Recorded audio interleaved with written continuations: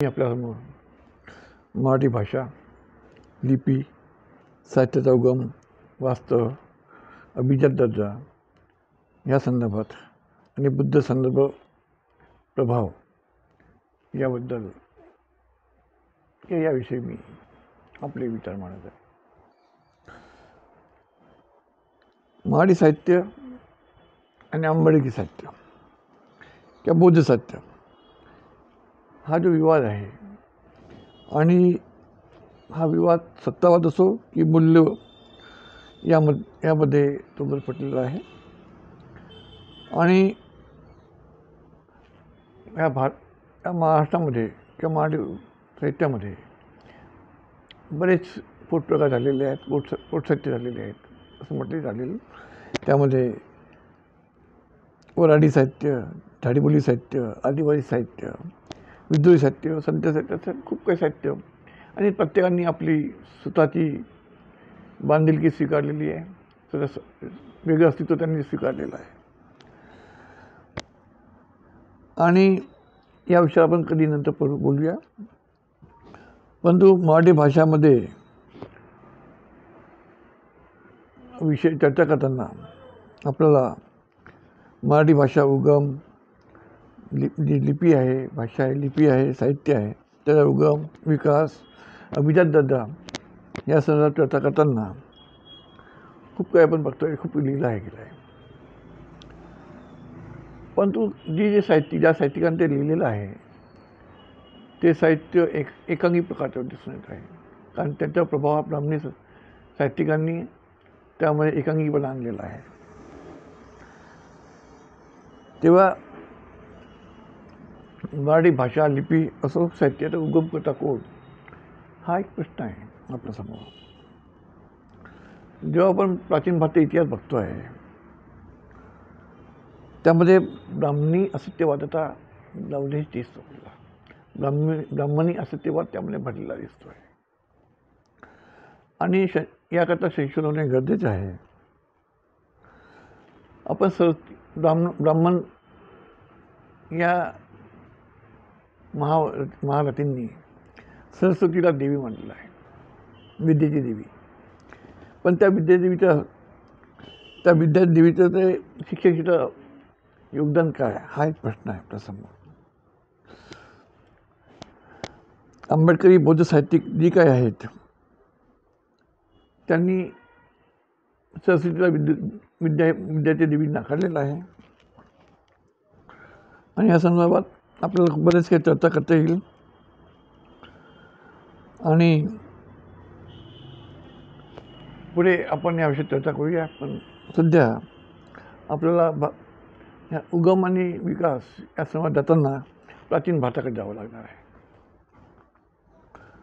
प्राचीन भारताचा इतिहास बघताना सिंध घाटी सभ्यता किंवा हडप्पा संस्कृती याविषयी चर्चा करणे गरजेचे आहे. ही हडप्पा संस्कृतीबद्दल चर्चा करताना त्यात काही विभाजन करता येईल आपल्याला. पूर्व हडप्पा संस्कृती हा पूर्व हडप्पा संस्कृती कालखंड आहे 7500 इसवी पूर्व 7500 ते 3300 हा कालखंड आहे पूर्व हडप्पा संस्कृतीचा. त्यानंतर हडप्पा संस्कृती आपण जास्त सिंध संस्कृती म्हणतो आहे. तर किंवा पहिले नागरीकरण सुद्धा आपण त्याला म्हणतो आहे. त्याचा कालखंड आहे 3300 ते 1500 ईसापूर्व आहे.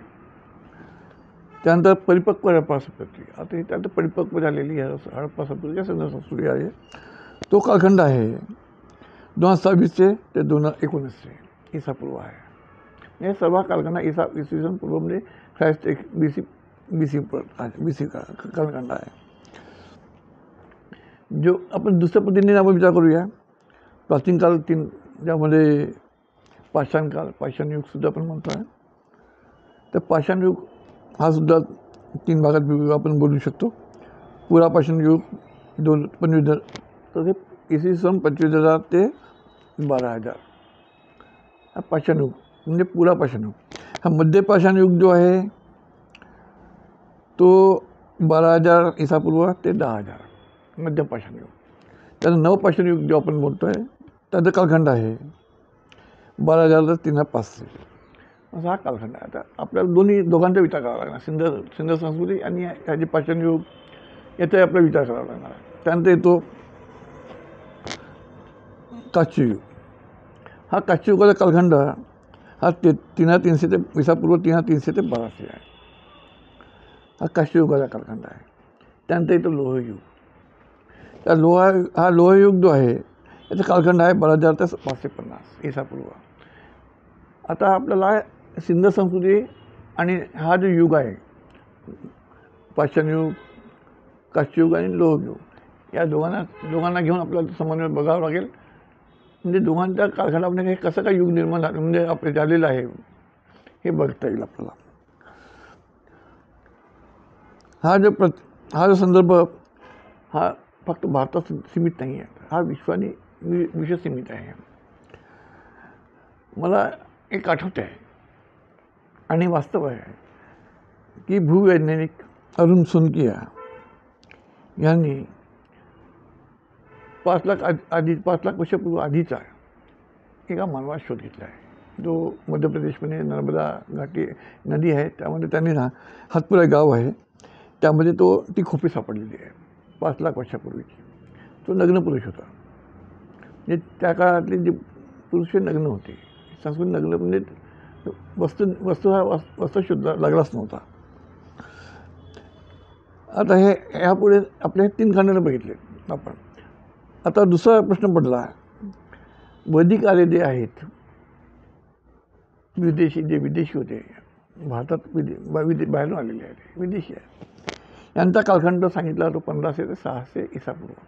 म्हणजे हा कालखंड या दरम्यान त्यांचा कालखंड दाखवलेला आहे 1500 इसापूर्व ते 600.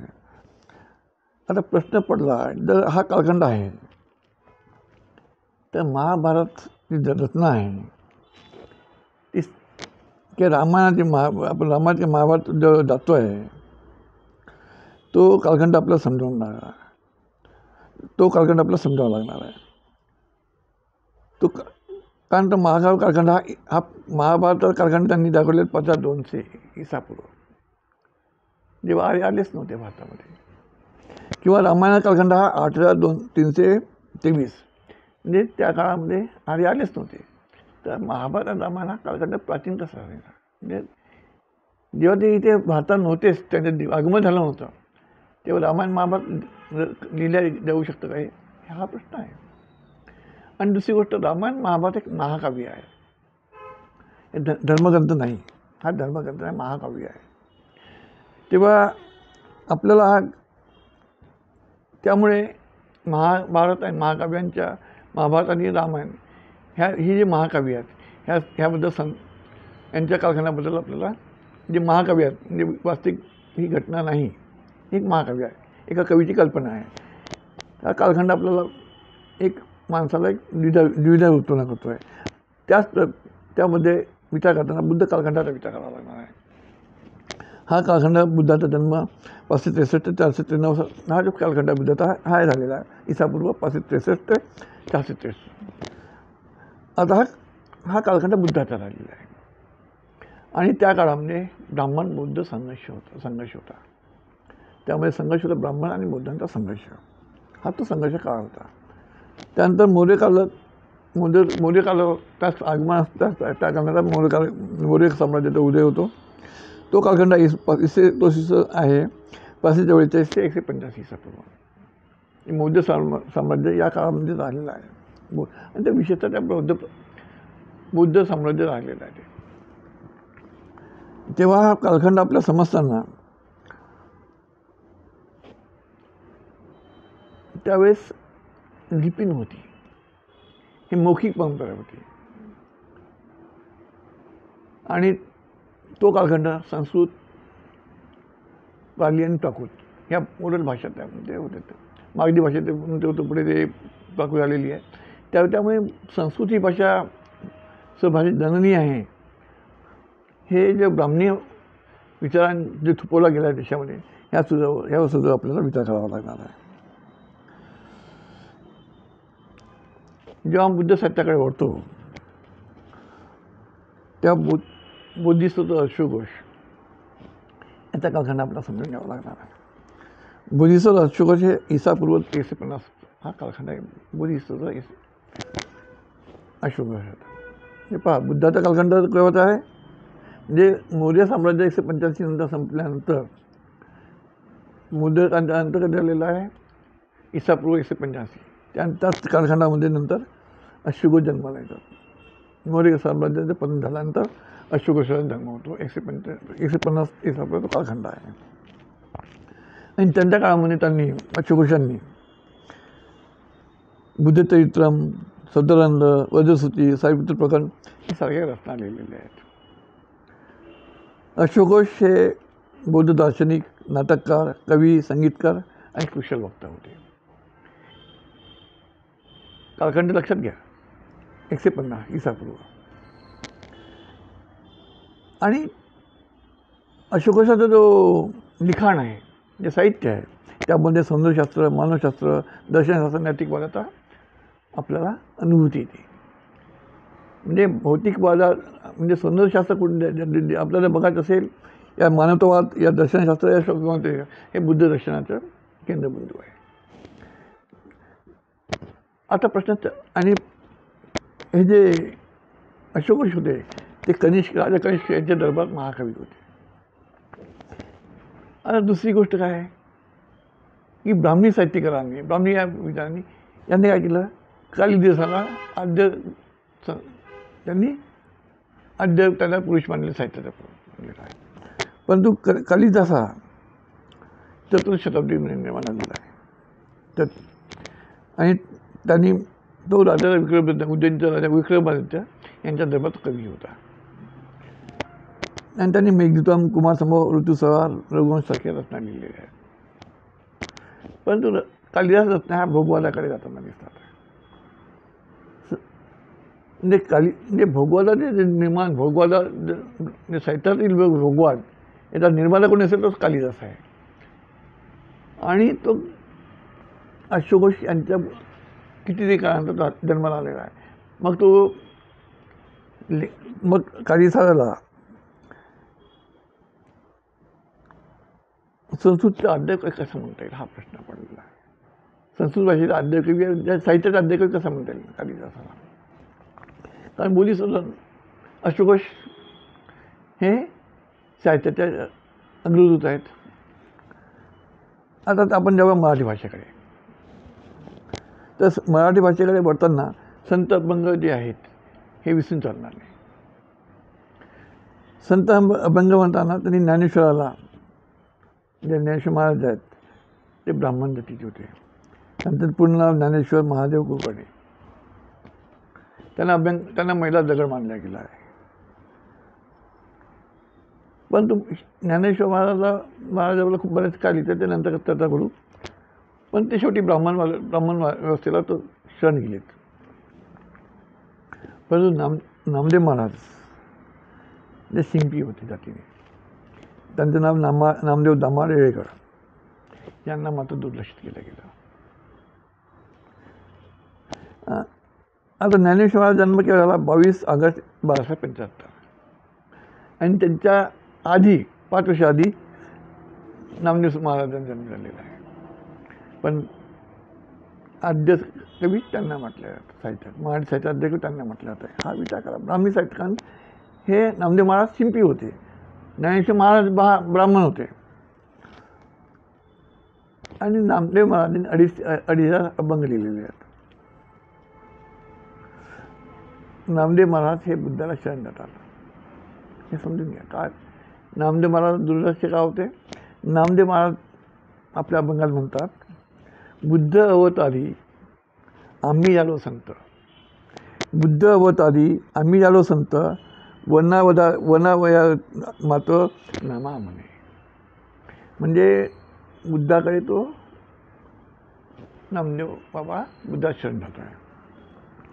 त्यांच्यानंतर आलेले जे संत आहेत, त्यानंतर जे संत आले त्यांच्यानंतर संत चोकामरा हे महाराज जातीचे, त्यांचा कालखंड 1300 ते 1400.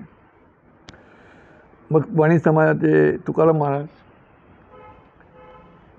त्यांचा जन्म, त्यांचा जो कालखंड आहे 1600 ते 1608 ते 1650. तुका माझं नाव तुकोबा वेल्लोबाजी अखिल आंबिले मोरे आहे, हे वाणी समाजाचे. त्यानंतर तुकाराम महाराजांचे अभंग रचणारे जगणारे संत जगणारे महाराज तेली समाजाचे. तुकाराम महाराजांचे अभंग त्यांनी हे केले लिहिलेपणी ते आहेत जगणारे महाराज तेली समाजाचे.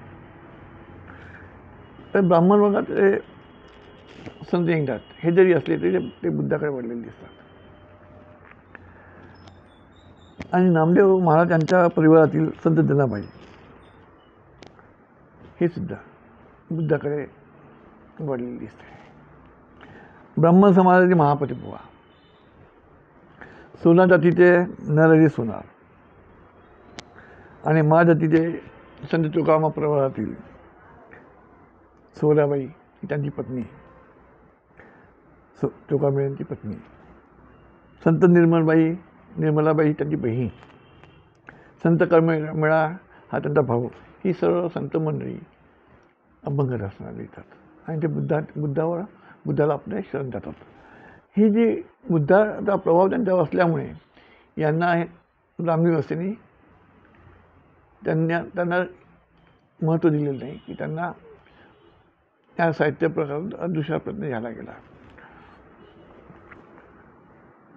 आणि या संतांनी बुद्ध धर्म चळवळ त्यांच्या विचारशक्तीने ते चालवलेली आहे. आणि ते त्यांचे संत मंडळी होती, त्यांचा विचार होता. आजचा विचार तो विचार वेगळा आहे, पण त्यांनी त्यांच्या पद्धतीने ती चालवलेली होती. आणि त्यांनी या सर्वांनी या जी संत मंडळी आहेत त्यांनी पंढरपूरच्या विठोबा याला बुद्ध असल्याचे त्यांनी सांगितलेलं आहे. हे पुरावा आहे की पंढरपूरचा विठोबा हे बुद्ध आहेत. हा पुरावा या संत मंडळी दिलेला आहे. आणि हे संत मंडळी तिथले आहेत. या संत मंडळी प्रभाव तिथलाच आहे. हा प्रश्न आणि हीच गोष्ट ब्राह्मणाला पटलेली नाही. पण ब्राह्मण धर्मी रामदास महाराज त्यांच्या कालखंडात 1606 ते 1662 याला त्यांनी महत्त्व दिलेलं आहे. कारण हा ब्राह्मणी व्यवस्थेचा पाईक आहे. त्यांनी संसाराबद्दल म्हटलं आहे, संसार मुळीचा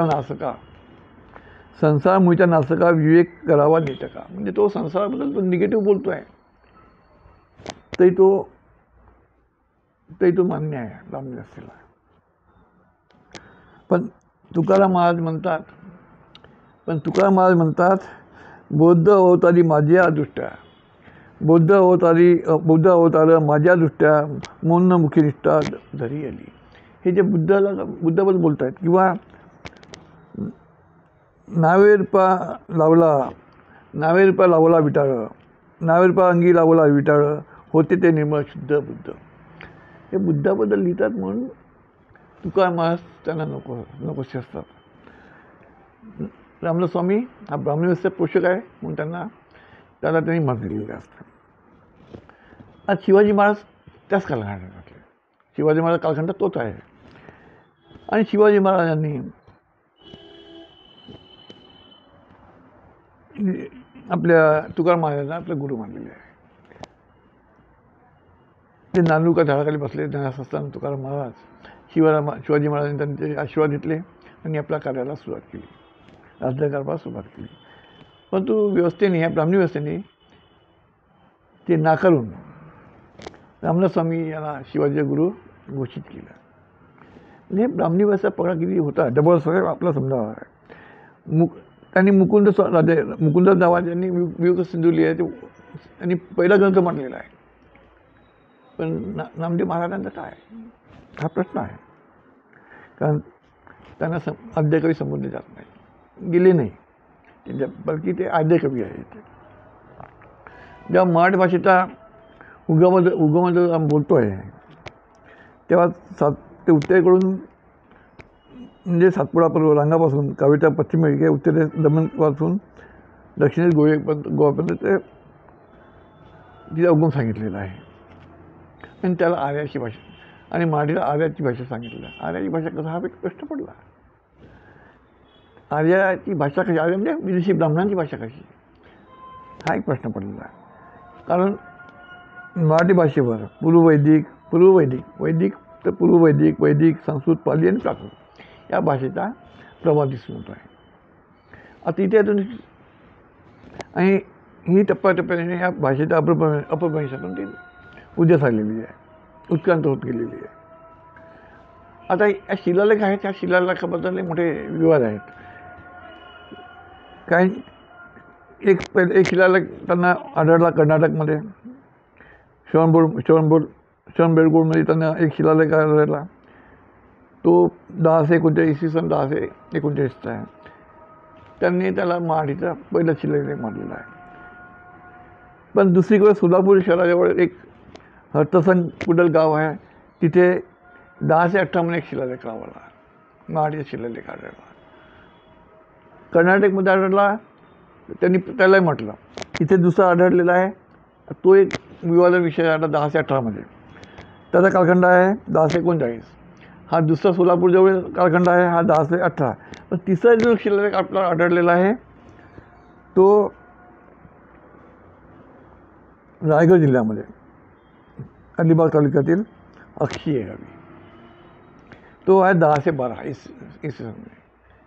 आता या शिलालेख भाषेवर आपण पुन्हा कधी या विषयी काय मराठी लिहिलेली आहे त्यावर पुढे नंतर चर्चा करू आपण. आता प्रश्न पडला मराठी शिलालेख कोणता पहिला आणि मराठीची भाषेचा उगम कसा आला. अजूनही आपल्याला इथे एक प्रश्नार्थक आहे आपल्यासमोर. पण आपल्याला दिसतं आहे की ब्राह्मणी आधिपत्य मात्र जोरावर आहे. पण शिलालेखचा ज्या संदर्भ येतो त्या ती बुद्धाची देण आहे आणि वास्तव आहे, इतिहास आहे. कारण शिलालेख हा बुद्ध धर्माची एक देण आहे आणि महान चक्रवर्ती अशोक हा त्याचा निर्माता आहे शिलालेखाचा. जेव्हा ही ब्राह्मण मंडळी मुकुंदराज किंवा ज्ञानेश्वर महाराज यांना मराठीचे आद्यकवी म्हणतायत, त्या नामदेव महाराजांचं काय? नामदेव महाराज आद्यकवी नाही काय? हा आमचा समोर प्रश्न आहे. कारण ते शिंपी असल्यामुळे किंवा बुद्धाला शरण गेल्यामुळे त्यांना त्यांच्या आद्यकवित्व नाकारायचं काय? हा आमच्यासमोर प्रश्न पडलेला आहे. कारण आणि दुसरी गोष्ट काय आहे, सम्राट अशोका शिलालेखांचा कालखंड हा 585 ते 685 आता आपण दाखवता येईल. आणि शिवाजी महाराजांबद्दल जेव्हा बोलतो आहे, शिवाजी महाराज शिलालेख आम्ही जेव्हा यांच्याकडे बोलतो, जो कालखंड आहे इसवी सन तो 1674 ते 1680 हा शिवाजी महाराजांचा कालखंड आहे. याचा इसवी सन पूर्व होतं, हे इसवी सन आहे. आता यांच्या जो मराठी आम्ही जेव्हा शिलालेख बघतो शिवाजी महाराजांचा, तो संस्कृतमध्ये शिलालेख आहे, मराठी भाषेत नाही आहे. त्यामुळे शिवाजीच्या कालखंडामध्ये ब्राह्मणांचा प्रभाव किती जबरदस्त होता हे आम्हाला समजून पडेल. कारण शिलालेख मराठीमध्ये कोडले गेले नाही आहे शिवाजी काळातील. म्हणजे शिवाजी सत्ताकाळात ते संस्कृतमध्ये आहे. आता बघा किती म्हणजे प्रभाव असावा आम्हाला समजणार आहे. आता आपण प्राचीन लिपीबद्दल चर्चा करूया. प्राचीन लिपी म्हणून ब्राह्मी लिपीचा उल्लेख होतो, जो सम्राट जे शिलालेख हे ब्राह्मी लिपीत आहे. म्हणजे ब्राह्मी लिपी म्हणजे बुद्धाचा तो प्रभाव असलेला लिपी म्हटली चालेल ती. आणि तो कालखंड 5वी शतकी ते 350 म्हणजे इसापूर्व 5वी शतकी ते इसवी सन 350 हा तो कालखंड आहे. ब्राह्मी लिपीनंतर ब्राह्मी लिपी ही 2 भागात डिवाइड केली, उत्तरी धारा आणि दक्षिण धारा. आणि ब्राह्मी लिपी ही सुद्धा 2 भागात विभागली गेली. त्यानंतर ही उत्तरी धारा आणि दक्षिण धारा. उत्तरी धारामध्ये गुप्तलिपी, कुटीर लिपी, साधा लिपी, देवनागरी लिपीचा समावेश आहे. तर दक्षिण धारामध्ये तेलुगू, कन्नड, तामिळ, कलिंग ग्रंथ, मध्यदेशी, पश्चिमी लिपी या लिपीचा समावेश होतो. आणि ब्राह्मी लिपी ही डावीकडून उजवीकडे लिहिल्या जातात. म्हणजे डावीकडून उजवीकडे ब्राह्मी लिपीला. त्यानंतर येते खरोष्टी लिपी. खरोष्टी लिपी ही पश्चिमोत्तर क्षेत्रामध्ये ते आढळून येते आणि तिचे आहे उजवीकडून डावीकडे. खरोष्टी लिपीचं आहे उजवीकडून डावीकडे. आणि या लिपीला विदेशी लिपी म्हटले जातं. आता आपण करू जे ब्राह्मी लिपी आहे त्यातली उत्तरी जो भाग आहे, उत्तरी धारा आहे, त्याचा कुठली लिपी बोलूया आपण. कुटलिपीमध्ये प्रतीकचिन्हाचा प्रयोग होतो. तर तर हे आपलं प्रतीकचिन्ह आपल्याला भोपाळच्या जवळ एक भीमबेटका एक ठिकाण आहे, त्यामध्ये याची ती साक्ष आहे. आणि हे 8व्या शतकातील ती हे आहे. आणि मला त्या स्थळाला भीमबेटका स्थळाला भेट द्या. माझ्या परिवारासह मी भेट दिली. त्यावेळी नंतर बोलूया. आता त्यानंतर देवनागरी लिपी. हे देवनागरी लिपी डावीकडून उजवीकडे लिहिल्या जात आहे. डावीकडून देवनागरी लिपी. आणि भारतीय संविधानामध्ये या लिपीला मान्यता मिळाली आहे. भारतीय संविधानाने या लिपीला देवनागरी लिपीला मान्यता दिलेली आहे. ती 8व्या शतकातील आहे. त्यानंतर ते गुरुमुखी लिपी.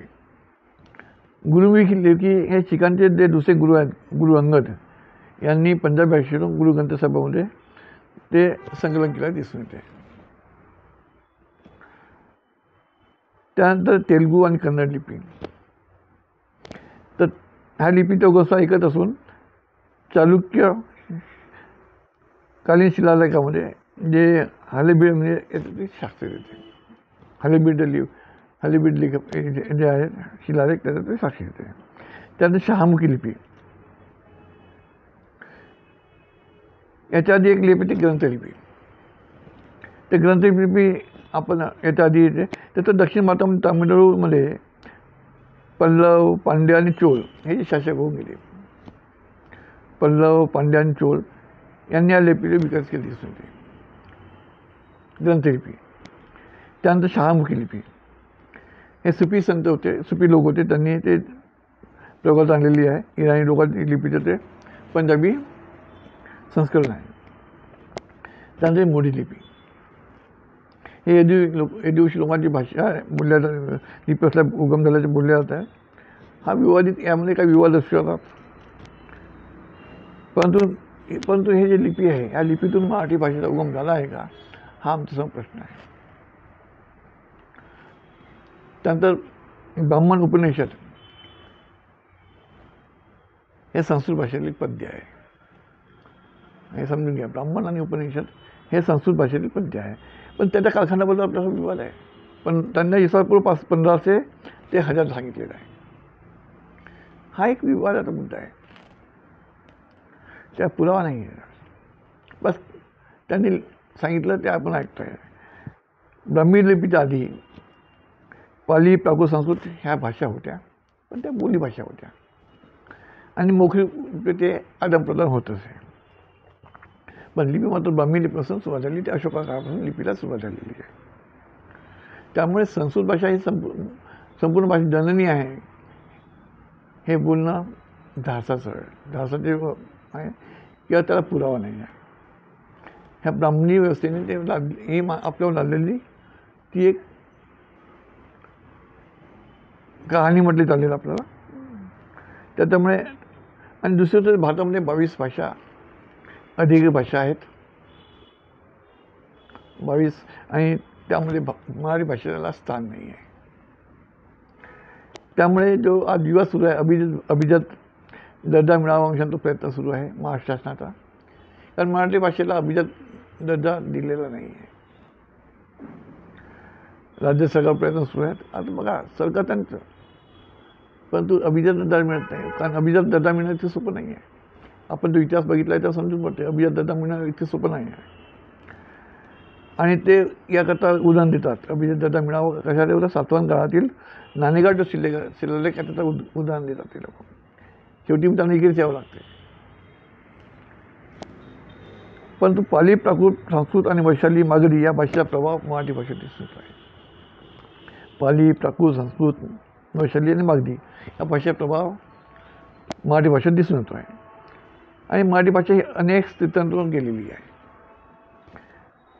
आता प्रश्न पडला आहे की हरी नरके यांनी इसवीसनच्या आधीपासून ही मराठी भाषा आहे असा दावा केला हरी नरकेने.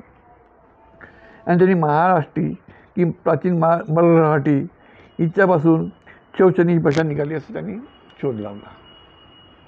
असो.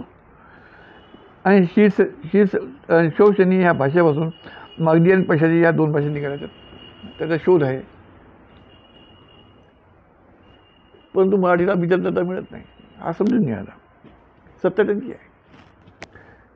आणि त्यांनी हेच म्हटलं की मागधी आणि पशाची ह्या भाषा मराठी भाषेत अपत्य आहेत. अरे मागधी भाषा ही बिहार खूप जुनी भाषा आहे. मराठी भाषेला अजून अभिजातता मिळाली नाही आहे. त्या हा दावा शोध हरी नरकेने कसा लावला हा प्रश्न त्याला माहिती आहे. त्यानंतर मराठी भाषेमध्ये मुख्य मराठी, अहिराणी मराठी, वऱ्हाडी मराठी, मालवणी मराठी, कोल्हारी मराठी अशा सर्व पद्धती मराठीच्या पद्धती आहेत. यावर पुन्हा कधी चर्चा करू आपण. पण शिवाजी महाराज यांच्या कारखान्यामध्ये मराठी भाषेवर फारसी भाषा प्रभाव असतात ते बोलले जाते. त्या मराठी भाषेच्या संदर्भात बरीच अशी विविध आहेत. तेव्हा आणि दुसरी गोष्ट मग आहे, या ब्राह्मणांनी खूप काही हात बदमाशी केली नाही आहे. पण ब्राह्मणी मराठीवाद्यांच्या या भक्तिगिरीत ग्रेससारखा मोठा कवीसुद्धा मागे पडला आहे. हे समजून घ्यावं लागणार आहे की ग्रेस हे सर्वोत्तम म्हणजे महाकवी आहेत. त्यामुळे ते मागासवर्गीय असल्यामुळे त्यांनी ब्राह्मणांच्या पंक्तीत त्यांनी बसवलं नाही आहे. ग्रेसची कविता ब्राह्मणांच्या कविता खूप मोठी आहे, खूप म्हणजे म्हणजे शब्द नाहीत त्या पुढे कधी करूया आपण.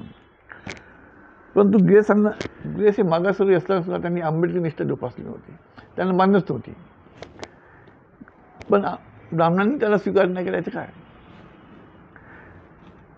आणि ह्याच दोनामध्ये आंबेडकरी बुद्ध साहित्याचं वेगळेपण हे ब्राह्मणी व्यवस्थेला, ब्राह्मणी साहित्याला, मराठी साहित्याला एक शल्य खूप शल्य देत आहे. म्हणून संत कबीर यांच्या शब्दांनी, वचनांनी मी